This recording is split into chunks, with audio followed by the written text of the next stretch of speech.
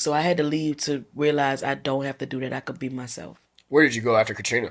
I went at first I went to Hattiesburg, Mississippi just to evacuate, Yeah. Yeah, but we ended up living in Indianapolis. really. I It lived was pretty in far away. yeah, I lived in Fort Wayne, Indiana for man. I Go lived there. Colts. Yeah, I They lived love there. their Colts. Yeah, they sure do. So what was it like living in the Midwest? I didn't realize you lived up there for a while. So I'm originally from Cleveland, Ohio. So and I lived in Indiana for Nice. a while. So it's yeah, it's different though, You right? after high school is done though, get the packet now. Yeah. Cause ain't too much to do. Yeah. Especially when you got no car. Jesus Christ. And that snow. Oh Lord. So yeah, I loved being in school there. It definitely made me feel like I was a little shorted here in the South, education wise. Okay. They was teaching so many languages, and they were doing so many interesting projects. I mean, at least in my high school. My high school was like dressed to impress, you know what I'm saying? Like talent, all about the band. It's the South, all about the band. But out there, I was in choir, but it was concert choir. It was, who's it, buddy? It's different. I'm used to Right. so I was like, oh, it was a culture shock, even to Yeah. see a lot of interracial dating. I never experienced that in school. So it was different, but I appreciate the experience for sure. Definitely. I made good friends, good people I still talk to today. And when I go to Indianapolis to perform, I see my high school mates there. So Yeah. People in the Midwest have a similar warmth, I think, to people in the South, right? They're very welcoming.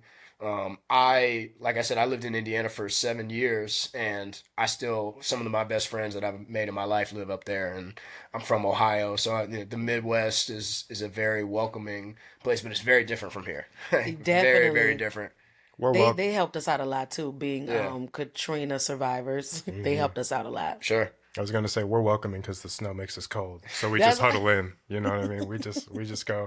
Waking up at 5 o'clock in the morning to go to school in the cold, in the snow. It's Different. Jesus, oh Yeah, my Lord. it's different. And you might have to shovel before that. Oh so, my mama was ready to go. I thought we was gonna settle there, but no, she started to come home while I was in high school, finishing out my senior year, just to begin to rebuild. Yeah.